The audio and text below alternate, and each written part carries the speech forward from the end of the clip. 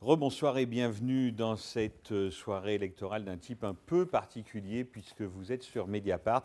C'est le premier tour des élections régionales. À côté de moi, Stéphane Aliès du service politique de Mediapart. Durant 2 heures, nous allons vous donner ce qui n'est pas encore tout à fait, ce qui ne sont pas encore tout à fait des résultats mais des estimations avec les chercheurs que nous avons réunis autour de ce plateau. Marine Turki, bonsoir. Vous vous occupez en particulier à Mediapart de suivre le Front National. Fabien Escalona, bonsoir. Vous êtes spécialiste des gauches européennes, enseignant à Sciences Po Grenoble. Valérie Gounet, bonsoir. Vous êtes historienne, spécialiste du négationnisme et de l'extrême droite en France. Aurélia Troupel, bonsoir. Vous êtes chercheuse en sciences politiques, enseignante à l'Université de Montpellier et vous avez particulièrement travaillé sur l'état de l'électorat en région Languedoc-Roussillon, Midi-Pyrénées.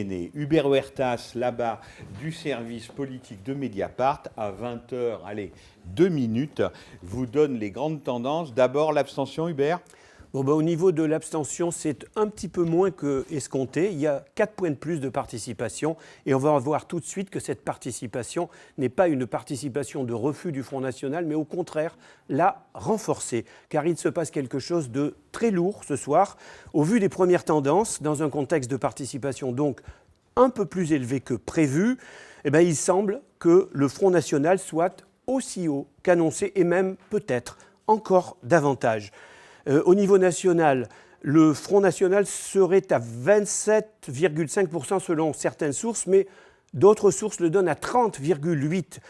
LR, c'est-à-dire les Républicains, l'UDI et le MoDem, autour de 27,5%. Le PS et le PRG, 23,5%, autour de 23,5%. Le Front de gauche serait à 3,5% et Europe Écologie et Alliés à 6,7%. Si on ajoute à cela que Debout la France fait tout de même 3,7%, ajoutez ce 3,7% au score du Front National et vous avez une vision de l'extrême droite ce soir en France. Au niveau régional, en un mot, le FN est nettement devant la droite et le PS dans le Nord, Pas-de-Calais, en Provence-Alpes-Côte d'Azur, en Picardie, dans le centre, en Alsace, ça fait 5 régions et d'autres sources parlent de 6 régions où le Front National est en tête. Il serait proche ou autour de 40% ou au-dessus de 40% dans 4 régions. Dans le Nord-Pas-de-Calais, Marine Le Pen est donnée à presque 43%. Xavier Bertrand est derrière avec 25,3%. Pierre de Saint-Ignon, le socialiste, à 17%. Sandrine Rousseau, écologiste et gauche. Et Front et Parti de gauche, 5,1%. Le Parti communiste est à 5,6%.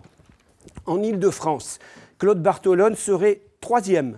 Derrière Valérie Pécresse et derrière le FN Valorant-Saint-Just, source RTBF. En région Provence-Alpes-Côte d'Azur, Marion Le Pen serait à 41,2%, Christian Estrosi très loin derrière à 26%, le PS à 15,8%. Et en Alsace, Alsace-Lorraine, sur cette région, c'est le FN Philippot qui est en tête avec 35% des voix, selon les premières informations qui, je le précise encore, sont des estimations. Mais les estimations sorties des urnes sont assez précises en général. Donc ce soir, la position dominante, parce qu'il va y avoir des négociations, que faire au second tour ?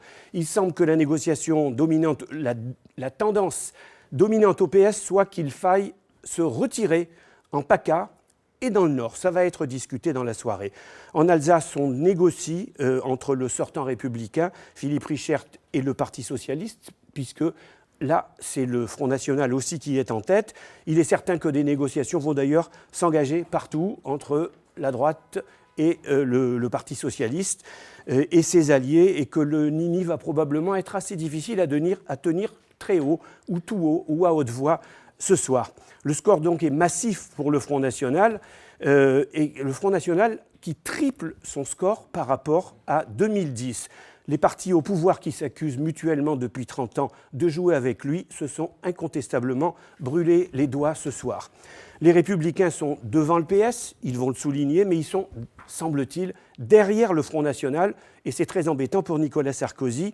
Il paraît prouver que la stratégie de Grenoble, qui consiste à reprendre les arguments et les valeurs du Front National, ne fasse que renforcer le score de Marine Le Pen. Le Parti socialiste, a priori, donc, lui, n'a pas bénéficié du regain de popularité dans les sondages du président de la République après les attentats. Le Parti communiste, les écologistes et le Parti de gauche retrouvent, semble-t-il, grosso modo, le score de Jean-Luc Mélenchon en 2012, mais en plusieurs morceaux. Et c'est donc là aussi probablement des leçons à tirer et qui ne seront pas agréables à tirer. Voilà ce que je peux dire à l'instant. On se retrouve probablement dans une demi-heure avec des résultats plus précis. Absolument. Merci beaucoup Hubert. Donc on se retrouve vers 20h30 pour des estimations plus précises. En fait là, le principal doute, c'est de savoir si le Front National est en tête dans 5 ou 6 régions et si au niveau national, quel est l'écart entre le Front National de toute façon en tête et les Républicains. Est-ce que c'est de l'ordre de 1% ou est-ce que c'est plus de l'ordre de 2, 3 ou 4%? Marine Turki, quand on entend ces premiers résultats, ces premières estimations plutôt, qui sont exactement conformes aux sondages, aux différents sondages, donc on se dit qu'il n'y a pas eu de miracle de ce côté-là, quelle première réflexion en tirer? Le premier point, c'est la participation, parce qu'il y a quelque chose qui se confirme par rapport aux européennes et aux départementales, c'est que quand la participation augmente à ces scrutins, et c'est le cas ce soir, le score du Front National augmente lui aussi. Donc ça veut dire que la désaffection par rapport à la classe politique, elle se traduit d'une part par l'abstention, mais aussi par une repolitisation, enfin un vote très anti-politique que va susciter le Front National. Et ça, c'est quelque chose de très alarmant et qui ressort encore ce soir, notamment dans le Nord-Pas-de-Calais, là où la participation a été bien au-dessus de la participation de 2010. Donc ça veut dire que le Front National ramène des gens aux urnes. Donc il va transformer ce désengagement en une participation. Et le Front National l'a répété pendant la campagne. On a entendu Marion Maréchal Le Pen dire l'abstention n'est pas la solution et à ramener à une espèce de vote utile qui serait le vote Front National. Donc ça, c'est à ce stade l'élément qui, à mon avis, ressort le plus, qui est cette espèce de vote anti-politique. C'est comme ça que disent les Italiens, un vote anti-politique qui est suscité ici par le Front National. L'autre élément, c'est à quel point le Front National a été un parti central pendant cette campagne. Tout l'agenda politique et médiatique a tourné autour du Front National, que ce soit pour dire accuser l'autre de faire le jeu du Front National, que ce soit pour dire comment on répond au Front National, comment se positionner par rapport aux déclarations de Marine Le Pen. Donc ça, c'est l'autre enseignement de cette campagne. Valérie Gounet. Ma première réflexion, c'est plus une comparaison avec les élections régionales antérieures. C'est-à-dire qu'en 2010, le FN avait fait un peu plus de 11% des voix. Il a aujourd'hui, il y a encore quelques jours, 118 conseillers régionaux. Et on voit qu'il y a un côté histoire inédite avec Marine Le Pen depuis qu'elle est présidente. Pour la première fois, il semblerait possible que le Front National s'empare des présidences de région. C'est ça ma première réflexion. Et que donc il est en fait triplé son pourcentage. Oui, c'est sous-entendu dans mes propos. On passe en gros de 10 à 30. Triplé, on va voir, puisque dans certaines régions, il est annoncé à plus de 40%. Donc on était à 11 à peu près en 2010. On va voir les estimations, ce qui va être vraiment véridique. Mais a priori, plus que triplé, Fabien Escalona. Oui, moi, ça fait la 3e fois, je crois, que je vis une soirée électorale avec vous. Et j'ai un peu l'impression... On en a fait 3, vous étiez dans le coup à chaque fois. J'étais dans le coup à chaque fois et j'ai un peu l'impression de faire un remake du film Un jour sans fin, façon science politique. Et alors, ça a un côté répétitif et en même temps, ça indique qu'il y a une structure qui est en train de se consolider au fur et à mesure des scrutins intermédiaires depuis l'élection de François Hollande. Puisque ce qu'on observe ce soir, évidemment, si on compare par rapport au régional antérieur, qu'on regarde les chiffres, on voit bien effectivement qu'il y a des choses assez historiques qui se passent. Maintenant, par rapport au scrutin vraiment précédent, donc depuis 2012, il y a une structure qui se met en place et qui, avec 3 éléments qu'on retrouve ce soir. C'est un FN très haut donc, qui réussit à fissurer le fameux plafond électoral qu'on avait cru pouvoir lui assigner. La deuxième leçon, c'est une droite qui réussit à prendre sa revanche sur les socialistes aux élections intermédiaires, mais qui, étant concurrencée par ce Front National, prend sa revanche difficilement et avec des scores qui ne sont pas terribles. Là, on les donne autour de 27, toute la droite unie. En fait, ça correspond à peu près au score de 2010, qui avait été considéré comme une défaite historique. Ils sont en dessous de 30 et ça comporte les républicains, voilà, il y a tout le monde les qui centristes. correspond au total droite qui était vraiment très très bas de 2010. Et puis au niveau de la gauche, c'est la même chose. Le PS dans le désastre est le seul qui surnage à peu près. Donc une gauche alternative qui est vraiment, vraiment dans les choux. Par contre, le total gauche, si on prend tout en compte, là encore, il est historiquement faible et c'est la même chose qu'on observait aux européennes de 2014, qu'on observait aux départementales du mois de mars. Donc il y a quelque chose d'assez historique au niveau des régionales et qui s'ancre dans la réalité depuis les scrutins intermédiaires post-2012, c'est-à-dire depuis les municipales et toutes les élections qui ont suivi. Aurélia Troupel. Oui, moi je pense que je retiendrai essentiellement deux choses. Donc c'est effectivement l'impact de toute cette campagne qui a été très largement trustée par le Front National. Et finalement, on n'a parlé quasiment que de ça. Donc entre une campagne qui n'a jamais décollé, qui a essayé par à-coup en tout cas de démarrer, puis dont finalement le point est complètement retombé, toute une attention médiatique a été complètement captée par la question du Front National et il n'y a eu quasiment que des articles consacrés sur ce point-là. Donc ça a aussi contribué à une certaine banalisation et surtout à complètement occulter toutes les autres offres et tous les autres enjeux qu'il y avait derrière ces élections. Ce qui amène aussi au deuxième point que tu soulignais, c'est la question des présidences, occupées, ou en tout cas récupérées par le Front National. Là, on est dans le cadre de grandes régions, donc ça veut dire des grandes régions qui ont davantage de pouvoir, des finances et des budgets qui sont colossaux, des grandes régions qui sont en cours de redéfinition, et qui vont notamment pour la première fois mettre en place un grand schéma régional de développement économique, de grands schémas territorial également. Donc ça veut dire que les équipes qui vont être en place et qui vont donner le là vont vraiment imprégner leur marque aussi sur le territoire. Et c'est aussi tout ce qui va avoir un impact sur le quotidien des Français.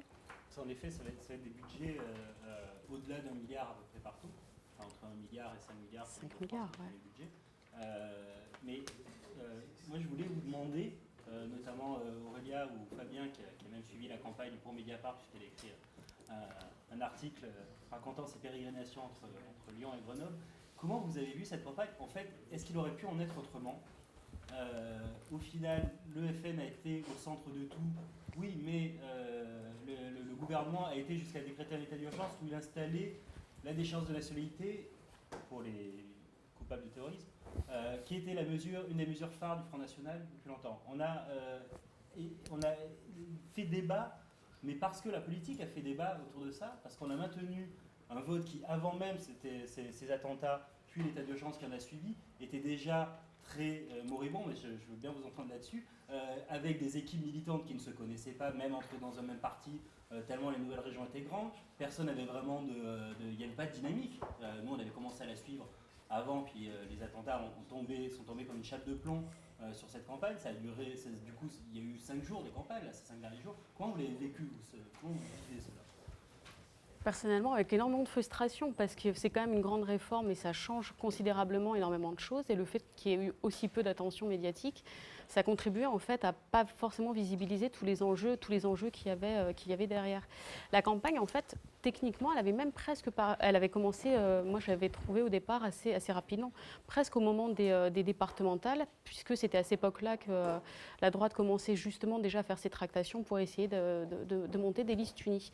Donc il y avait cette phase-là qui avait commencé à démarrer, et je pense que ce qui a marqué un coup d'arrêt en fait dans la campagne, notamment pour la gauche, ça a été l'histoire du référendum organisé par Cambadélis, parce que finalement, début septembre, début octobre, on commençait à en parler. Donc on était censé aller dans une phase de montée en puissance, et cette difficulté d'arriver à faire des listes unies, à essayer de rassembler pour arriver justement alliés au moment de la campagne, c'est ce qui fait que ça a marqué un temps d'arrêt.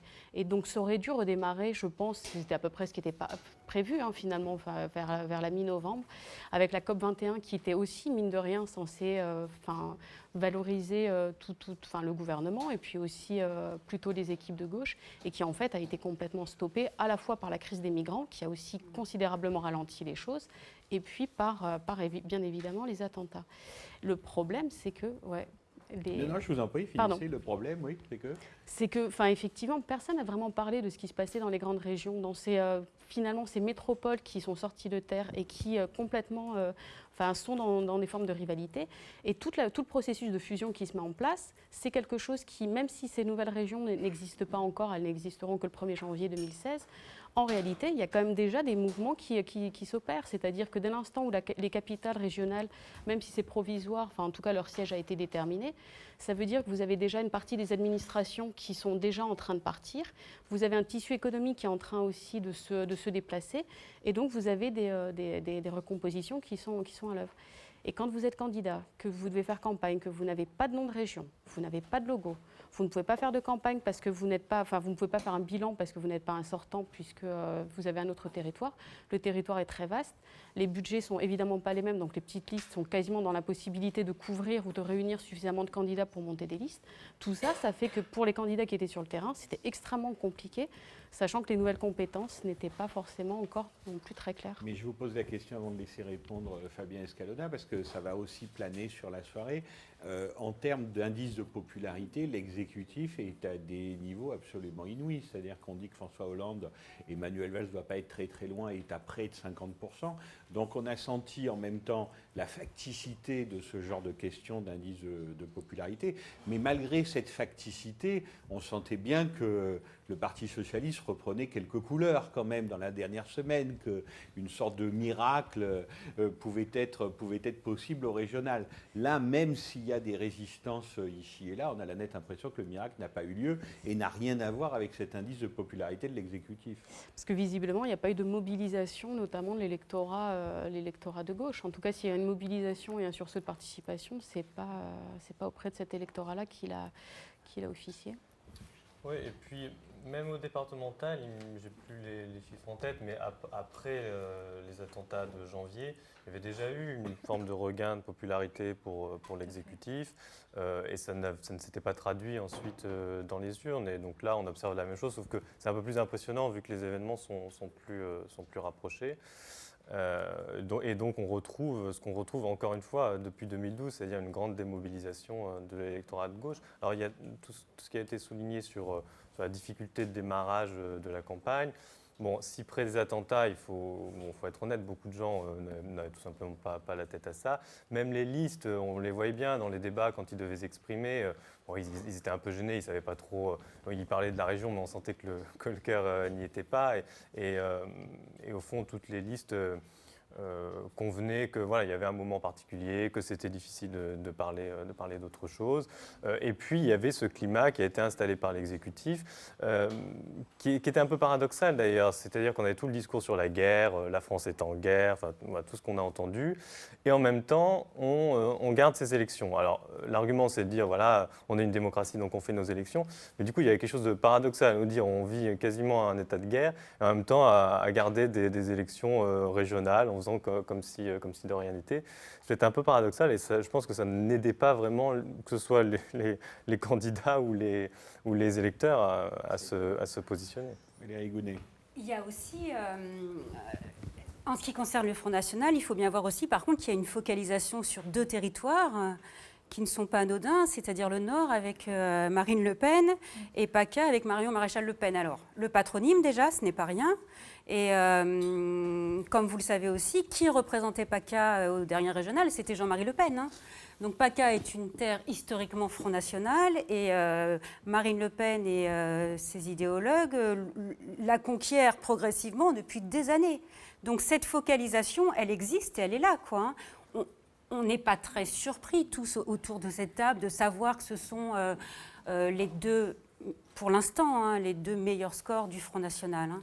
Donc c'est ça aussi. Ce sont deux territoires qui sont différents idéologiquement, qui sont évidemment différents géographiquement, mais ce sont des Le Pen qui sont à leur tête, quoi. Hein.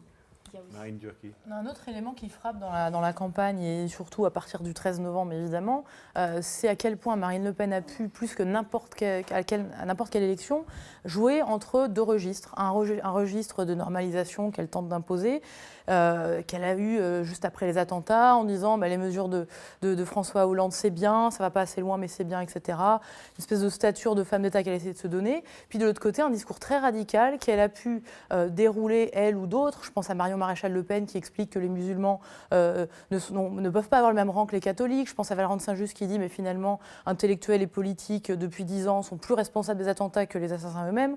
Voilà, toutes ces phrases qui n'ont même plus été relevées ou à peine pendant la campagne.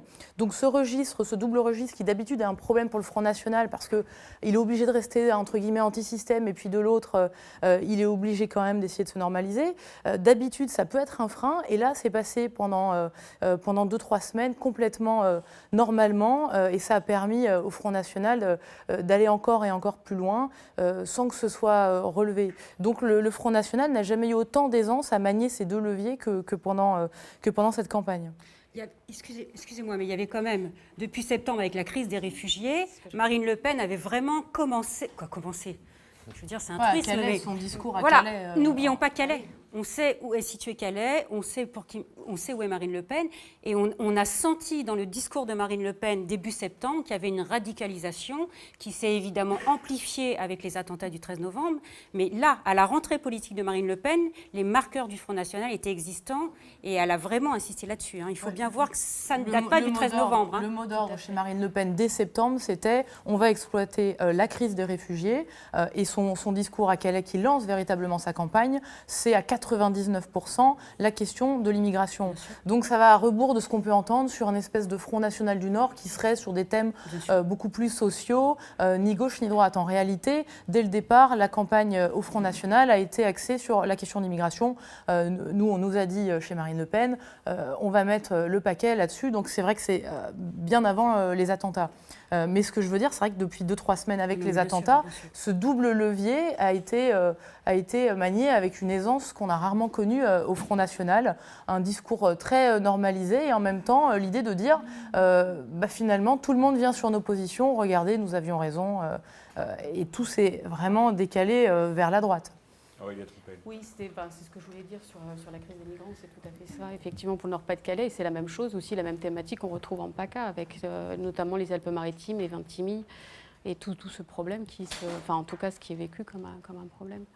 Oui, non, je voulais rebondir avec la discussion qu'on a sur ce que pointait Stéphane, sur aussi le rôle de l'exécutif dans la configuration des représentations, des idées qui ont circulé pendant cette campagne. Il faut voir à quel point la vision du monde que défend le FN a été validée, apparemment validée non seulement par les événements eux-mêmes, mais en plus de cela par le discours y compris de l'exécutif et y compris au plus haut de l'État, parmi certains socialistes. N'oublions pas que dans tout ce qui était dit par le FN, il y avait l'aspect attention, les réfugiés, c'est dangereux parce qu'il y a des risques. Et on voit Manuel Valls qui déclare que maintenant il faut que l'Europe arrête d'accueillir les réfugiés. Alors je crois qu'il a un peu corrigé, mais en substance, le propos était quasiment le propos du Front National, je crois que c'était dans la presse allemande. On a vu François Hollande aller moins loin, mais donc il a eu la réponse qui était l'état d'urgence, qui est une réponse que tout le monde attendait à peu près, mais il allait beaucoup plus loin, notamment avec ses fameuses propositions d'échéance de nationalité. Donc là, encore une fois, ça valide l'idée d'un ennemi intérieur qui est popularisé par le Front National. Et donc, on a une vraie validation en fait, de certains thèmes. C'est assez, je trouve que c'est assez spectaculaire. Et donc, du coup, ça contribue à la grande soit à renforcer ceux qui étaient déjà dans une optique de vote FN, mais aussi à la grande dissolution de tous les repères chez tous les autres. Au final, qu'y a-t-il d'étonnant à ces résultats ?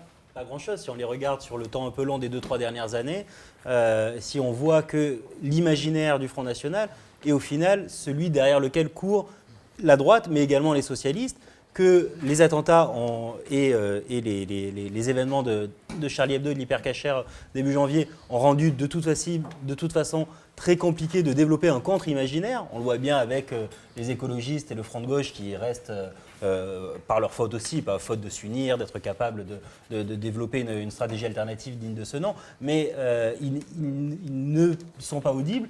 Et droite et PS pensent que pour être audible, il faut être audible de la même façon que le Front National. Donc au final, il n'y a pas franchement de grande surprise à voir les scores de ce soir. Oui, juste pour compléter, c'est vrai que ce qui m'a aussi frappé de la part de plusieurs ministres et encore une fois de Manuel Valls, c'est aussi le discours anti-intellectuel de base qui jusqu'à présent se voyait quand même plutôt à l'extrême droite ou à droite.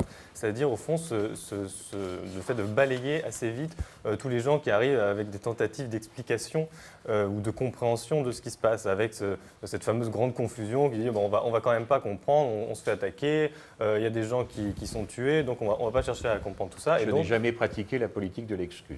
Voilà, c'est toute l'histoire de la politique de l'excuse. Hein, ça, c'était Nicolas Sarkozy.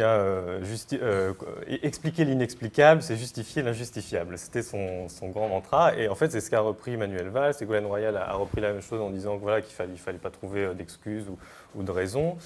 Donc on a eu ces discours-là.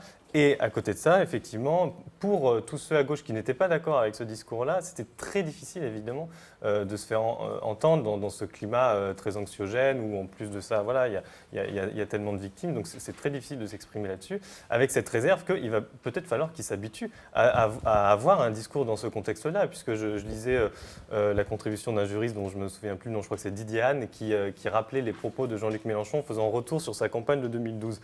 Et expliquant que les tueries de Mohamed Merah avaient représenté pour lui un moment d'arrêt dans sa dynamique. Et il terminait en disant bah, « c'est la vie ». Et le juriste lui dit bah, « oui, justement, c'est la vie ». C'est-à-dire que si la menace est telle qu'on nous dit, c'est-à-dire si ces attaques se reproduisent là, se reproduisent en France, eh bien, il va bien falloir que cette gauche alternative ait quelque chose à dire aussi là-dessus. Parce que si elle considère que du coup tous ces thèmes sont emportés, qu'il n'y a rien à faire, à ce moment-là, pourquoi est-ce qu'elle ne reste pas chez elle? Le spécialiste des gauches que vous êtes, est-ce que certains membres du Parti socialiste, ceux qu'on a appelés les frondeurs, ou les députés communistes, à un moment vont se poser la question, se mordre les doigts ou pas, je ne sais pas, mais en tout cas d'avoir voté l'état d'urgence comme un seul homme, hein, en ce qui concerne les communistes, et puisqu'il y a eu en tout et pour tout 6 députés qui ont voté contre cet état d'urgence. Donc là, tout d'un coup, on a vu une chambre et ensuite un congrès quasiment bleu horizon. Est-ce que là, ce premier tour, avec les estimations que nous avons des régionales, peut infléchir cette politique ? Non, moi j'ai l'impression que ça va contribuer à tuer la dissidence au sein du PS. C'est le sentiment que j'ai. Alors, du côté de la gauche radicale, je ne suis pas sûr.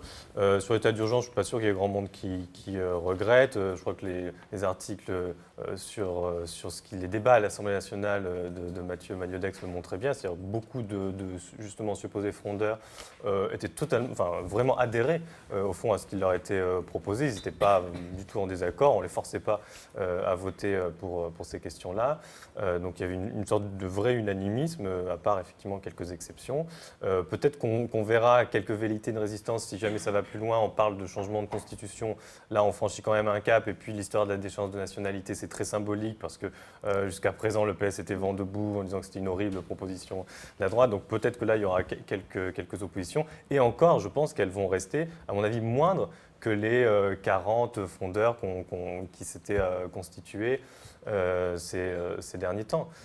Et même, c'est pas trop le lieu d'en parler là, mais par rapport aux hypothèses de primaire, etc., je pense que ça va être très difficile pour une opposition interne au PS de se faire entendre et de se structurer dans le climat actuel. Il est quand même étonnant de voir que malgré ceux qui auraient dû profiter à l'exécutif en temps de guerre, et tu rappelais Fred les bons chiffres dans l'opinion publique ces derniers temps, le score est exactement le même que lors des derniers scrutins pour la gauche. Le total gauche, il est toujours autour de 30%, alors que là, en plus, on était sur des régionales qui sont plutôt un scrutin habituellement bon pour les écolos, ou en tout cas pour des gauches contestataires, puisque c'est la proportionnelle, il y a moyen quand même de faire entendre des voix en 2 tours avant les fusions. Là, rien du tout. Là, aujourd'hui, la dissidence n'existe plus à gauche, ou en tout cas n'a plus de chemin pour exister.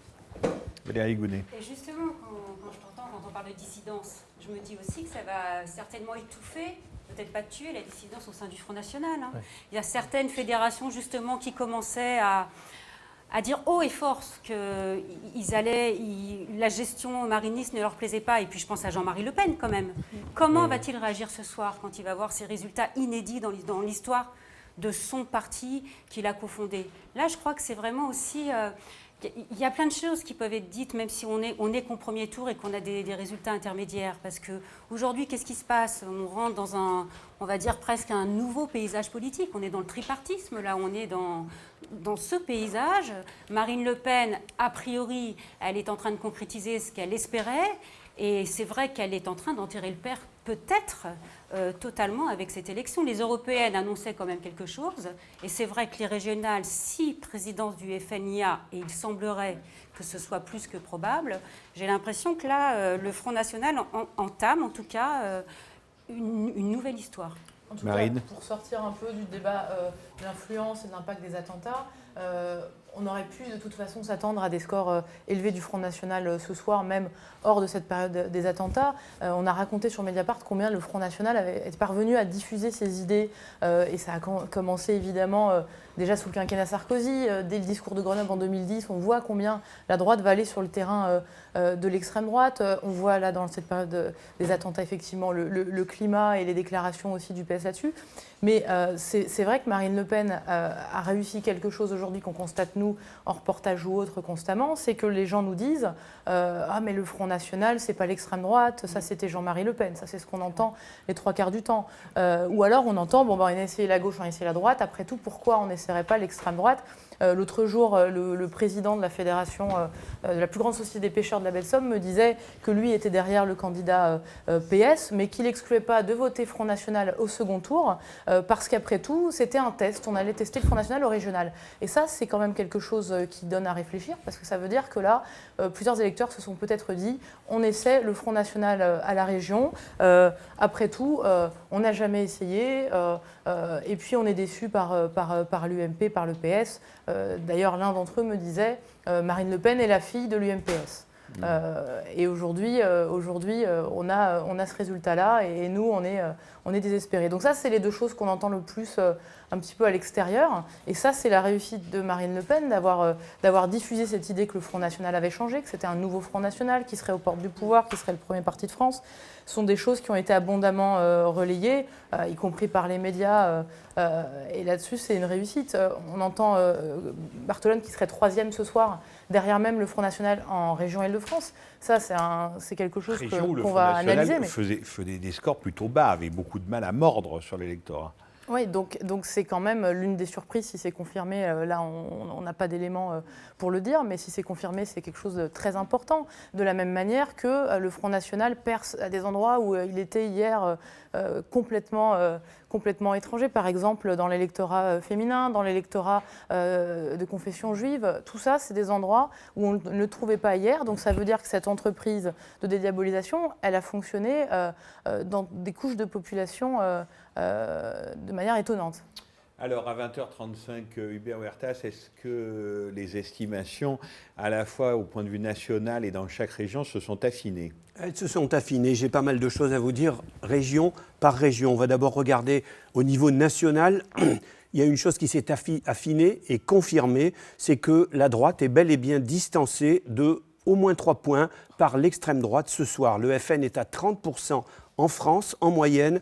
Les Républicains et leur allié, l'UDI, sont à 27, le PS est à 23, le PS et son allié radical de gauche, EELV et le parti de gauche, chacun ou séparés, sont à 6,5, et le Front de gauche est à 4%, c'est-à-dire le Parti communiste quand il se présente seul. Au niveau régional, le FN, et je le confirme, est devant la droite et le PS dans 6 régions, le Nord-Pas-de-Calais, la Provence-Alpes-Côte d'Azur, la Picardie, le Centre, l'Alsace et la Bourgogne. Donc, dans le Nord-Pas-de-Calais, Marine Le Pen sera plus près de 43 que de 40, mais les résultats sont grosso modo ce que je vous donnais il y a une demi-heure. Xavier Bertrand est à 25,3, Pierre de Saint-Aignan, le socialiste, est à 18. En région Provence-Alpes-Côte d'Azur, Marine Le Pen est au-dessus de 41, Marion Le Pen est au-dessus de 41, pardon, je me trompe dans la famille. Christian Estrosi est à 26, donc pour les Républicains, et le Parti socialiste est à 15,8. En Alsace-Lorraine, Champagne-Ardenne, résultat assez spectaculaire, puisque Florian Philippot, le Front National, est entre 35 et 39% selon les estimations. Philippe Richert, le sortant, une union de la droite, qui est un républicain, qui était un centriste, eh bien, il est très bas, il est de 22 à 26.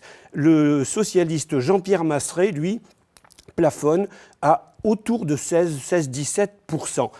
En Ile-de-France, on votait jusqu'à 20h, donc les résultats ne sont pas encore connus ni assez précis. À 20h, je vous donnais une information selon laquelle Claude Bartolone serait, mais je continue d'utiliser le conditionnel, ne serait que 3e derrière Valérie Pécresse et derrière le Front National Valéran de Saint-Just. Dans le Languedoc-Roussillon, Midi-Pyrénées, c'était assez attendu. Eh bien, Louis Alliot est au-dessus de 30% et il est en tête, 30,7%. Dominique Régnier fait un très mauvais score. Dominique Régnier, le célèbre politologue qui est candidat pour les Républicains, il n'est qu'à 18,8%. Et Carole Delga, Union de la gauche et socialiste, est à 25,3% des voix. Philippe Sorel, d'Hiver Gauche, est à 5,3% et Damien Lempereur, Debout la France, donc là aussi la droite très dure, à 4%.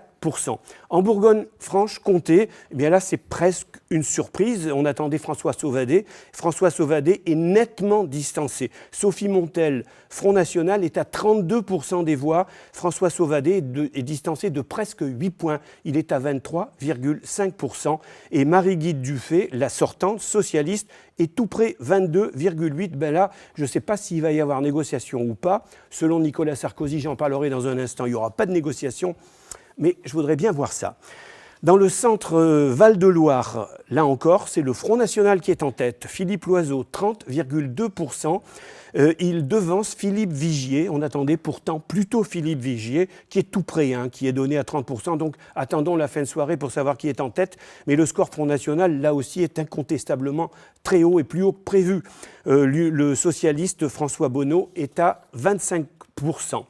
En Normandie, Hervé Morin sauve les meubles, si j'ose dire. Il est légèrement en tête, 28,8%, devant le Front National Nicolas B, qui est à 27,2%.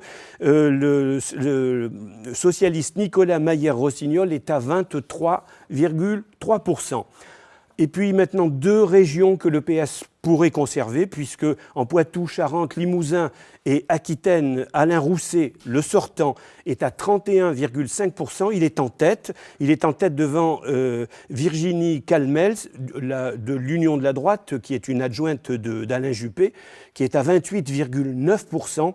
Et Jacques Colombier est à 23%. Donc là, à coup sûr, on se dirige vers une triangulaire dimanche prochain. En Bretagne, Jean-Yves Le Drian était attendu et il est présent ce soir. Il est en tête avec 34,7% des voix. Marc Le Fur, Union de la droite, n'est qu'à 22,4%. Et le Front National, ici, est distancé à, si l'on peut dire, il fait tout de même 16% des voix. C'est Gilles Pernel. Nicolas Sarkozy, oui, c'est ce que je voulais vous dire avant de terminer, vient de répéter qu'il ne veut ni fusion, ni retrait.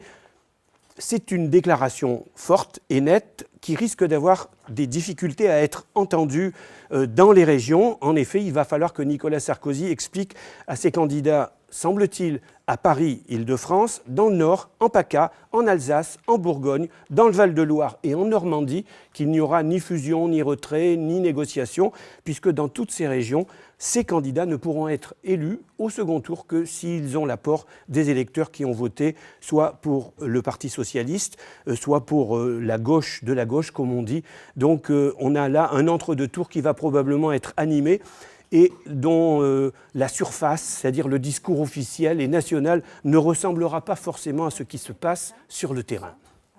Merci beaucoup Hubert. Avant de passer la parole à Stéphane et de commencer, puisque vous avez déjà commencé à parler du second tour, quand même une question encore sur le Front National. 32% en Bourgogne, 30% en centre Val-de-Loire. Marine Turki, Valérie Gounet, on a l'impression que là, c'est une percée très très forte dans des régions où d'abord les sondages ne le donnaient pas forcément en tête, mais où en plus ils faisaient d'habitude des scores beaucoup plus bas que ceux-ci. C'est-à-dire que la diffusion des idées du Front National, on en parlait il y a quelques minutes, hein, elle est plus juste dans ces bastions du Nord-Pas-de-Calais et de la région PACA. Ça fait déjà plusieurs élections, ça diffuse sur tout le territoire et donc ces scores, on pouvait s'y attendre quand même. Après, évidemment, là, le challenge pour le Front National, ça va être de devenir un parti de second tour parce qu'on a à chaque fois un Front National qui fait des scores très importants, là, 40% et quelques à certains endroits. Mais comment il peut traduire ça au second tour, dans un système où il faut des alliances. Donc ça va être tout le débat des prochaines semaines. On avait vu en 98 au régional comment droite et Front National avaient négocié en coulisses. Il y avait 12 régions à l'époque qui pouvaient basculer à droite grâce au Front National. Finalement, 5 présidents de région avaient été élus avec les voix du Front National, avec les polémiques qu'on connaît à l'époque, les démissions, l'UDF et un RPR. Voilà, certains avaient dû démissionner, certains au final n'avaient pas été exclus de leur parti quelques mois plus tard. Donc ça donnait lieu à beaucoup de discussions, mais en tout cas, là, on va avoir encore les mêmes débats. Quelle tractation, quel retrait, et puis toujours cette question du Front républicain qui va revenir sur la table. Mais juste un petit point, là, parce que Mathieu me disait que Marine Le Pen avait fait son discours et a expliqué, visiblement, a eu un discours très prenant de la hauteur sur les nationaux, vocation à rassembler les Français de toutes origines, dans un grand projet collectif. Donc là, elle essaye de se situer vraiment au-dessus de la droite et de la gauche, en laissant penser que, comme elle l'avait dit au lendemain des attentats, elle va rassembler tous les Français de toutes origines, de toutes religions. C'est un discours qui vraiment, là-dessus, perturbe et interroge par rapport au programme du Front National. Mais le point intéressant, c'est que le Front National va avoir besoin notamment des voix de droite pour percer au second tour, et que là-dessus, il s'est clairement ancré à droite. Le ni gauche ni droite du Front National, c'est un ni gauche ni gauche. Le but est d'abord pour le Front National de battre la gauche. Donc c'est alors à l'inverse de ce qu'elle dit ce soir en direct, mais en tout cas, on voit que le Front National a déjà fait des ajustements, par exemple sur son programme économique, ou en tout cas sur son discours économique aujourd'hui, pour essayer de séduire la droite. Donc c'est clairement à droite que s'ancre le Front National. Louis Alliot, Marion Maréchal Le Pen se définissent aujourd'hui dans cette campagne comme des gens de droite. Donc ça va être intéressant de voir quelle réserve de voix ils vont pouvoir avoir là-dessus et où ils vont aller chercher ces voix. Le Front National, depuis qu'il est apparu sur la scène politique française au début des années 70, se définit de droite. Il a toujours réfuté le qualificatif d'extrême droite. Après, moi, je pense aussi, je suis tout à fait d'accord avec ce que je viens d'entendre, évidemment, hein. Je pense que ce qui va être intéressant sur toutes les régions sur lesquelles là, on vient de se pencher, a priori, il y en a une où le Languedoc-Roussillon, Midi-Pyrénées, avec Louis Alliot, où derrière lui, c'est la gauche. On va voir. Autrement, toutes les autres régions, c'est la droite. On va voir ce qui va se passer. Là, je suis assez curieuse parce que... et en plus, dans toutes les autres régions, vous avez entendu les scores comme moi de la gauche, quoi, hein, qui oscillent entre 15 et 20%. Quoi, hein. Donc c'est ça aussi qui va être... Ce sont des scors du PS auxquels il faut rajouter sans doute entre 5 et 7%. Oui, avec les divers courants, on est bien d'accord. Mais là, je parle du PS spécifiquement quand même, quoi, du parti de gouvernement. Après, donc moi, ce qui est aussi assez significatif, ce sont ces personnes qui pourraient être présidents de région, on n'en est pas là encore, mais ce sont quand même des noms au sein du Front National, quoi. Il y a quand même Philippot, Alliot, les deux Le Pen. Bon, après, il y a Sophie Montel en Bourgogne, qui n'est pas aussi connue, mais qui est quand même une militante, qui est active au sein du Front National, on va dire même depuis des décennies. Donc ce sont des noms qui font résonance quand même. Rappelons que Florian Philippot ferait entre 35 et 39%, et que Aurélia Troupel, Louis Alliot ferait 30,7% en Languedoc-Roussillon, Midi-Pyrénées, alors que la candidate socialiste fait 25%. Là, c'est un cas de figure. Qu'est-ce qui va se passer ? Visiblement, il y avait déjà il risquerait d'y avoir au moins une alliance entre Delga et Onesta, donc qui était la seule liste Nouveau Monde en commun là, qui avait réussi à rassembler Europe Écologie Les Verts et puis vraiment toute une partie de la gauche plus contestataire. Vraisemblablement, les quelques voix aussi de Sorel pourraient se reporter sur Delga. Donc, depuis plusieurs semaines maintenant, quand même, en Languedoc-Roussillon, Midi-Pyrénées, le FN est annoncé comme étant en tête, mais Delga, à chaque fois qu'elle est testée au deuxième tour, arrive en tête. Ça n'a jamais été perçu comme étant une région qui pouvait basculer. Ce qui est très Ils sont étonnant. 6 listes de gauche, non, Languedoc-Roussillon. Je me trompe Oui, pas, tout à c'est fait. ça, hein, Ouais. ouais. Oui, il y Stéphane. avait d'autres qui avaient refusionné. Ce qui est très étonnant quand même quand on regarde là, le paysage politique de ce soir, c'est qu'en gros, il y a un parti qui est clairement en dynamique, en conquête de terrain électoral, une conquête qui dure depuis plusieurs années, parce qu'on parlait des régionales de 98. On retrouve un peu les endroits surprises, parce qu'il y avait la Bourgogne à l'époque qui avait fait alliance avec le Front National. On retrouve ces endroits-là. Ça vient pas de. Il y a eu des péripéties, la scission, Maigret, tout ça, qui ont ralenti ce truc. Mais la marche en avant, la conquête politique, elle se fait sur un renouvellement du personnel. Elle se fait sur une dénonciation de l'oligarchie, des élites. Elle se fait là où la gauche n'arrive plus à faire porter un discours. Et là, maintenant, elle est au clair et au carré. Elle va affronter ce qu'elle appelait, il fut un temps, l'UMPS, divisé ou rallié. On ne le sait pas, et eux-mêmes ne le savent pas, puisque ce soir, encore ça fait 3 ans maintenant, depuis que Hollande est élu, que ces situations se présentent ou à l'occasion de partiels, ou à l'occasion de scrutins municipaux, départementaux ou maintenant régionaux.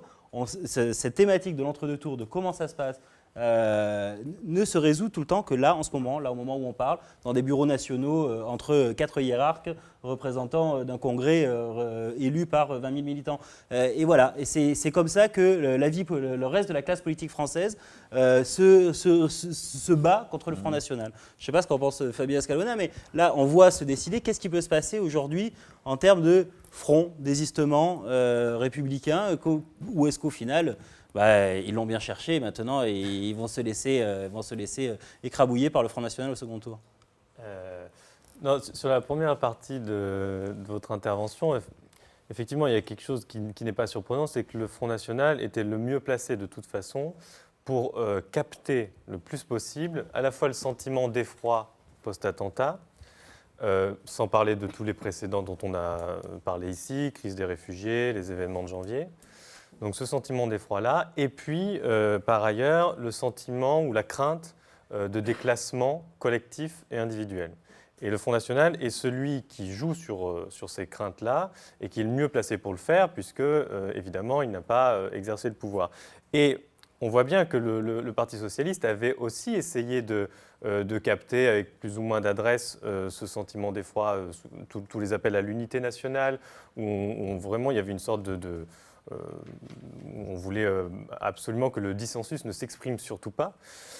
C'était très, très frappant chez beaucoup de discours, et c'est pour ça que la popularité de l'exécutif ne se traduit pas dans les urnes, c'est que précisément, il est au pouvoir et il est en échec au pouvoir.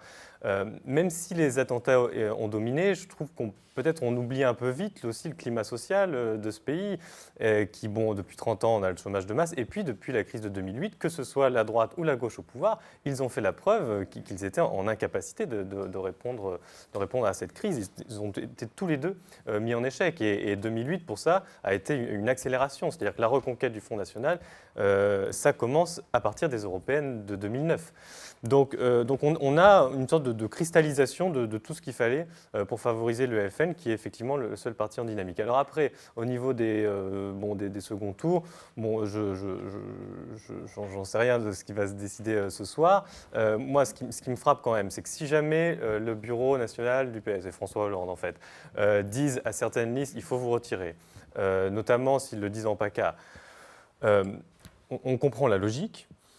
En même temps, ça va accélérer le processus qu'on voyait au départemental, qui était la dénationalisation du Parti socialiste et de son implantation. S'ils le disent, ça veut dire que non seulement ils se retirent, mais qu'ils appellent leurs électeurs à voter pour Christian Estrosi ? C'est la logique, c'est sous-entendu. Ou alors il faut... Sachant qu'une grande partie de leurs électeurs ne le fera pas. Oui, bien sûr. Mais surtout qu'en plus de cela, il y a plusieurs semaines où ils pouvaient expliquer que Estrosi, c'était la droite extrême et qu'il n'y avait pas trop de différence avec le Front National. Et même sur place, il y a beaucoup de militants, de ceux qui ont fait la campagne, je pense, qui ont vraiment grincé des dents. Alors si l'ordre vient de très haut, ils seront obligés de s'écraser, de se retirer. Mais le point où je voulais en venir, c'est qu'il y a certains départements déjà dans cette région où il n'y a même plus un élu socialiste déjà dans le conseil départemental. Donc si jamais la liste se retire, c'est pas comme quand on a des scrutins uninominaux, c'est un candidat qui se retire, il n'y a pas de candidat, c'est terminé. Là, quand on est à l'échelle d'une collectivité, alors que la proportionnelle est censée donner aux opposants une place, ça veut dire qu'il n'y a plus aucun élu, que les socialistes ne sont plus présents pendant 6 ans au niveau de la région. Donc ça veut dire que sur des pans entiers du territoire, il n'y aura plus de représentants du parti national au pouvoir. Oui. Juste sur ce deuxième tour qui s'annonce et sur le mode de scrutin, depuis qu'il avait été changé, normalement le mode de scrutin tel qu'il avait été adopté en 2003 et qui s'applique depuis 2004 avait vocation justement à éviter un peu le scénario catastrophe de 98 avec des régions ingérables, avec des élections de président. Et du coup, d'où la prime majoritaire. Et du coup, cette idée, c'était non seulement d'avoir une prime majoritaire, mais aussi d'avoir un seuil pour se qualifier au second tour de 10% des suffrages exprimés, même si au départ, il y avait une volonté de le mettre carrément à 10% des inscrits, justement pour forcer, notamment, et ça c'était une loi qui avait été passée sous la droite, au tout début d'ailleurs de la création de l'UMP, c'était vraiment pour forcer en fait, notamment l'UDF, en tout cas, à s'associer en fait en amont du premier tour pour que ce soit vraiment une bipolarisation et qu'on soit vraiment dans une bataille de 2 blocs. Donc ça permettait d'éviter un petit peu finalement la présence des petites listes. Et puis surtout, grâce à cette prime de 25%, la liste qui arrive en tête arrivait avec une majorité confortable. En tout cas, avait la majorité à l'Assemblée. Là, on voit que comme ce qui s'est passé pour les départementales, en fait, ce changement de règle est en train de revenir comme un boomerang par rapport dans la tête de ceux qui l'ont dessiné. Et finalement, ça veut dire que dans les régions dans lesquelles le FN pourrait l'emporter, le Front National serait carrément majoritaire dans ces assemblées. Marie. Non, je voulais dire un mot sur ce qu'on disait tout à l'heure sur la marque Le Pen. Parce que ce qui est frappant, c'est que le Front National n'a pas milité activement partout. Notre collègue Antoine Perrault, qui s'est rendu dans l'Aisne, a pu constater que ceux qui étaient annoncés comme les grands vainqueurs de la région étaient dans l'Aisne invisibles. Il n'a pas pu contacter et trouver les candidats frontistes locaux. Donc le Front National carbure sur une marque qui est une marque beaucoup médiatique, vue à la télé, BFM, Philippot, Marion Maréchal Le Pen, Marine Le Pen.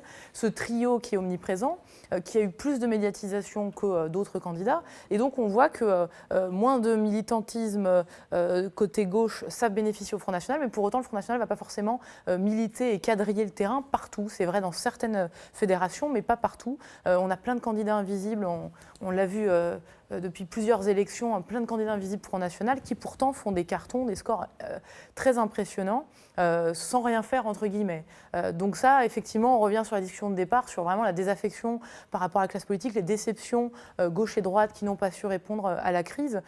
Et là, on voit que ce ne sont pas les attentats, on est sur du long terme qui aujourd'hui... Mais que les attentats amplifient quand même. Bien sûr, c'est le cocktail gagnant de les attentats, la crise des réfugiés sur laquelle ils ont beaucoup insisté tout l'été à la rentrée, les attentats de janvier également, tout ça avec un dispositif mis en place depuis plusieurs années de diffusion des idées du Front National. Ça sera le second plateau justement. On voit combien au sein des syndicats, c'est un vrai problème qui se pose, de beaucoup de syndicalistes qui votent aujourd'hui Front National. Et qu'est-ce qu'on répond aujourd'hui? Quelle réponse on apporte à ces gens qui sont tentés par le Front National? Ça, c'est un vrai défi là-dessus.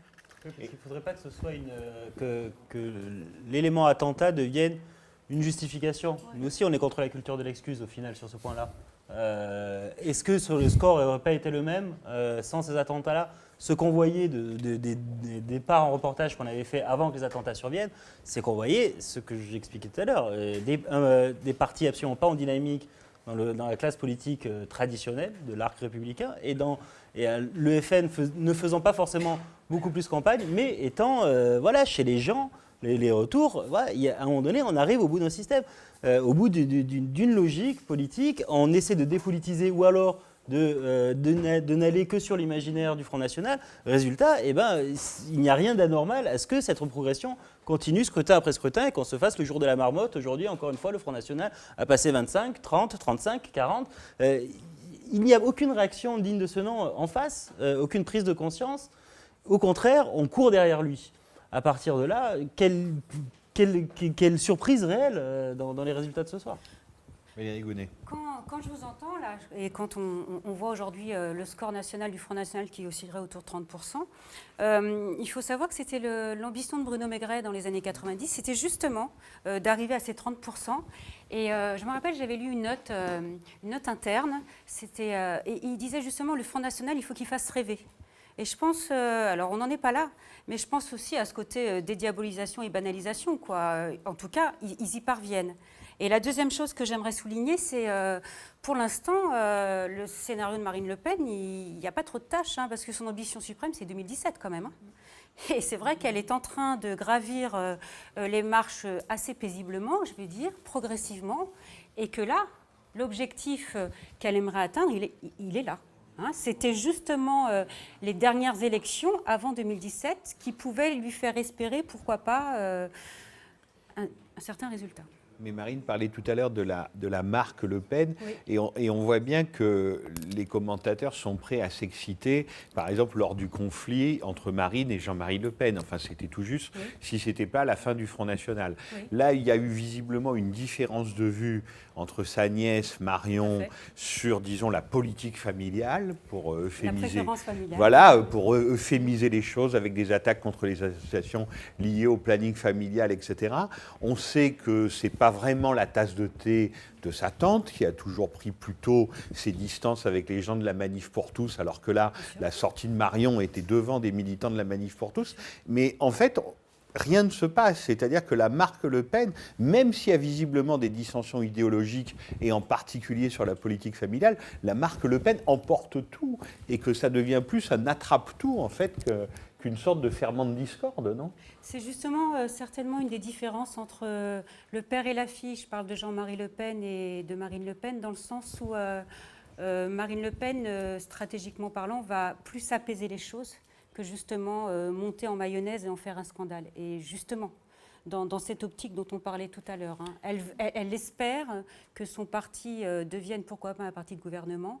Et pour ceci, elle opère comme ça depuis qu'elle est présidente, et bien avant, antérieurement, à chaque fois que son père faisait un pseudo-dérapage ou quoi que ce soit, elle voulait atténuer ça. Donc la sémantique de Marine Le Pen a changé, la stratégie aussi. Mais c'est vrai que sa nièce est différente là-dessus, quoi. Être un parti attrape-tout, c'est justement décliner plusieurs stratégies régionales. Et là-dessus, les régionales, à ce niveau-là, sont plutôt propices pour le Front National à justement décliner ce Front National du Nord, ce Front National du Sud, dire je réponds pas à l'invitation d'un Manif pour tous, mais en même temps, dans l'Ouest, le Front National va draguer les nationaux catholiques. Donc, toutes ces contradictions, elles sont possibles parce que là, on est sur des régionales. Et puis, c'est vrai que chacun va de sa petite stratégie. Louis Alliot l'a dit pas plus tard qu'il y a une semaine, je suis le candidat de droite. Le candidat de droite, c'est moi. Marine Le Pen n'irait pas dire ça aujourd'hui. Pourtant, le programme, il est le même pour tous. Donc, c'est là-dessus qu'il décline vraiment ces stratégies de parti attrape-tout. Et ça marche, puisque de toute façon, on a parlé là pendant 3/4 d'heure des déceptions sur lesquelles le Front National pouvait miser et qui pouvait exacerber. Donc, c'est leur grande force quand même, de pouvoir dire un petit peu tout et son contraire, au moins dans le discours, et laisser penser là aussi qu'il y a un nouveau Front National, qu'il y a un Front National qui a évolué, alors qu'encore une fois, quand on regarde les programmes, les mutations sont bien inférieures aux permanences du programme. Fabien Escalona. Oui, un mot quand même sur justement l'effet perturbateur du FN, et pour revenir sur cette histoire de l'entre-deux-tours et des décisions qui vont être prises sur ce que doivent faire les listes de gauche. On parlait du retrait. La grosse question qui va se poser, c'est si jamais il y a retrait des listes et que ça ne sert à rien. Parce que quand on a du 40, voire plus, comme l'a dit Hubert Huertas, ça veut dire qu'elle est tout à fait en mesure de gagner malgré tout.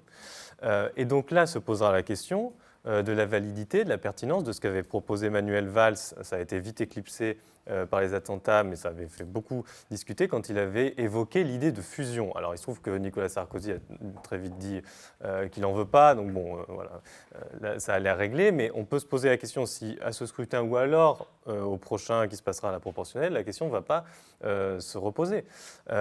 Parce qu'on peut se demander si ce n'est pas au moins autant absurde que de partir d'une élection, de dire c'est fini, on ne représente plus personne, vous pouvez rentrer chez vous.